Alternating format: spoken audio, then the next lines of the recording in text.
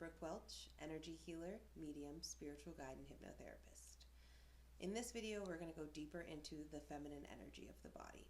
So, as humans, we're all made up of energy. Feminine energy does not mean female. All humans can benefit from enhancing their feminine energy or balancing their masculine and feminine energy.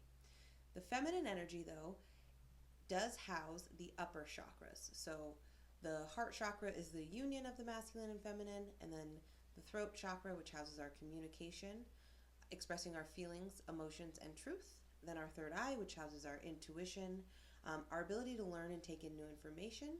And then our crown chakra, which is our connection to God, source, universe, our angels, our spirit guides, to something bigger. So it's our space for really creation and allowing it to come through our mind, body, and spirit. If our feminine energy is imbalanced or off or blocked, we are going to have trouble expressing our truth, expressing emotions. We might be very avoidant or feel unsafe communicating our truth. We will feel like we can't trust ourselves, or I often see people with like a blocked third eye. You know, they want to ask 15 of their closest friends what they should do, and they have trouble like making a decision and then owning that power. If their crown chakra is blocked, they might often feel isolated, lonely, or like they're floating on this big rock that is earth alone without any support. So you really want to have those upper chakras open to enhance your feminine energy so that you can feel the sense of connection through emotion, communication, intuition, creativity, the ability to learn, and through this connection with God, source, universe, so you can co-create your life. Some ways that unbalanced feminine energy shows up. So like, let's say you're too far into your feminine. That is when you're going to run into problems like a victim mentality, or feeling like, oh, life's happening at me and I have no control over my life. I have no organization in my life and I don't know how to get ahead. Or oftentimes it's common in people's, like in Western culture, from our late teens to mid 20s to be too far in our feminine. So we're like having fun, not really attached to anything, don't really care, but that can create a feeling of being lost or having no direction. And so we really need to balance our feminine energy with our masculine so that we can feel this sense of peace and creativity to have a better life. Now, I do often see women show signs that they're not living in their feminine, and their body will speak to them. If we are not living enough in our feminine energy as women, our body's going to feel exhausted. We're going to hit patterns of like burnout, feeling constantly frustrated or resentful, like we're doing everything and we have nobody to support us. That can often show up as pain or tension in the neck and between the shoulder blades, like we're carrying the weight of the whole world on our shoulders.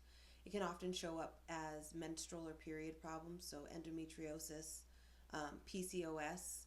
And what that is like a lot of times we overwork our bodies or we push ourselves without enough rest or balance. And so our body is rebuking that energy. Our body is saying, I can't keep doing this. Or like if you have a really rough period, I always tell my clients if they're struggling with their menstruation, like this is your body saying, hey, you've been go to the point of burnout for the last 3 weeks. And so for this 1 week of the month, I'm going to make it so that you're in pain physically.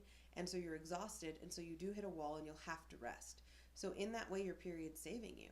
If you have PMDD or bad PMS, those moods that are happening, that's your body saving you. Your body is saying, I keep it together and try to hold it all together and not express emotion all month long. And now I cannot hold it in to the point of exploding.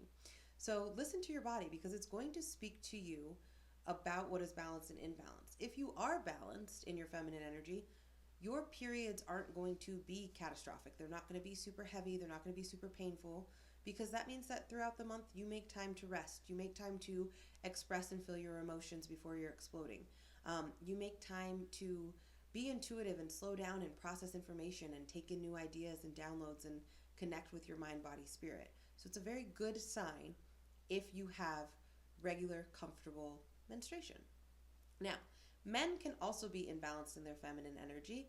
For men, it will show up oftentimes in relationships. So if you have too much feminine energy, you're going to find that you have toxic relationships where the male is very reactive and explosive.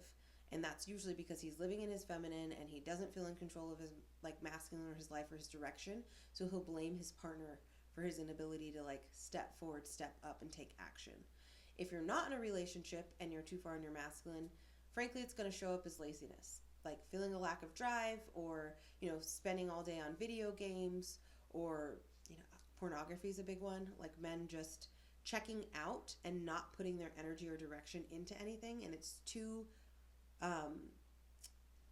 flat. Like there's not enough direction or drive forward.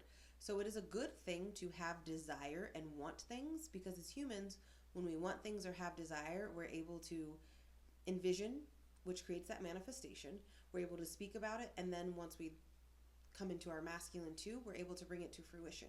So you want to care about some things. Like being feminine is go with the flow and allowing and receiving, but you do want to have a sense of like, okay, this is my idea, this is what I want, so that you can co-create and move that energy forward.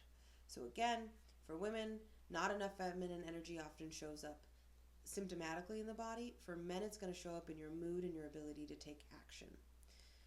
If you feel like, okay, I am way too feminine, and I see that like I don't have direction in my life and I don't feel good, and I want to feel like I'm co-creating, you need to enhance your masculine energy. So those steps are going to be in the next video.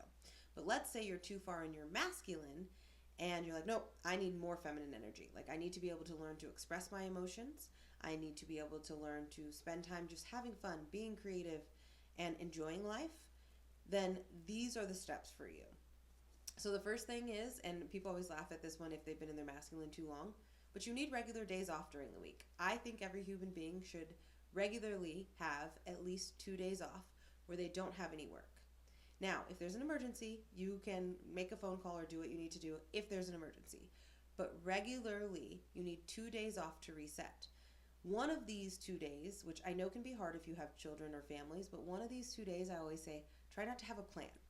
And what that means is don't put anything on your calendar, and wake up and see how you feel moment by moment. So if you wake up and you're tired, you can go back to sleep if you don't have children, or if your children are safe.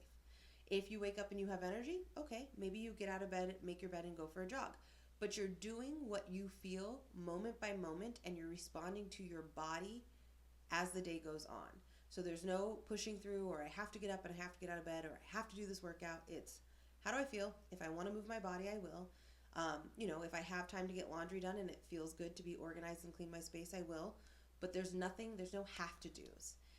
That is going to allow you to have space, peace, and time. When we have space, we're able to connect with our body and our emotions. So that means like if we are feeling sad and it's been repressed, now we have time to cry and express it. Or journal to connect or get in tune with our emotions. If something's been bothering us and all of a sudden we have the energetic space to like feel that anger or frustration, and we can get to the root of it. But if we're constantly go, go, go, or distracted, those emotions are going to get repressed, and eventually they're going to lead to physical illness or physical symptoms, because unexpressed emotion has to go somewhere. So it usually stores in our organs, muscles, and fascia. So you need a day, you need 2 days off, 1 day, no plans. That's going to allow you space and time to feel. Next, spending more time in each day. So even the days you work, slowing down and connecting with yourself. So this can be an act of meditation, stopping and taking deep breaths, walking slow on the earth, making sure you're not in a rush. So many of us are very rushed in our day-to-day lives, and that rushing around is a masculine, tense energy. So when we're trying to enhance our feminine energy, we need to slow down. That might mean waking up earlier so you have more time to get where you need to go. Also, like taking time to eat intuitively. So sitting down while you eat, eating slow, chewing, enjoying and tasting each flavor of the food. Spending time to journal so that you can express your emotions and get it all out on paper, so you can, cry if you need to cry, laugh if you need to laugh, or yell if you need to yell. But it's about feeling the emotion and not just thinking about the emotion. A lot of us use the coping mechanism of just stewing or thinking like, oh yeah, I have a right to be mad at this person because they did this to me and they did that. But that's not actually feeling it. That's just ruminating in your mind over and over again. And so it continues because those emotions don't go anywhere. But if you actually just allow yourself to yell if you're mad or cry, you cleanse and renew and clear the emotions out of the body. So we need time to do that. Other feminine things that might sound silly, but they're real. Sipping on a hot drink, or like having lots of beverages around you. Drinking is very feminine. So, like allowing yourself to hydrate during the day, allowing yourself to stop and like drink a hot coffee or a nice tea, but savor it, don't chug it. And that savoring it is going to amplify energy in the throat chakra and allow you to, again, connect with those emotions more and to be able to express what your intuitive information that's coming in is. Another thing is prayer. Prayer, talking to God, or co creating your life with the universe is very feminine. So, spending time to sit in prayer, sit in gratitude, and receive, and then sit in prayer and ask for what you want. That's a very strong feminine energy that strengthens the crown chakra. So, we want to spend time meditation, gratitude, prayer, hot drinks for the throat chakra, just enhancing these three upper chakras to enhance our feminine energy. Try these things. See if you can, walk slower during your day. Let somebody hold the door open for you without you rushing to grab it. If somebody buys you a coffee, say thank you and receive it. See what it feels like to really just embody that feminine receptive energy. And you'll notice like there's more ease in your life. There's more joy. There's more time to feel worthy of pleasure and accept, and you start to see the beauty in the world more readily. So it creates a beautiful space for more gratitude. Try it, and I hope you let me know how you feel. Be well. Thank you for watching. Please like and subscribe.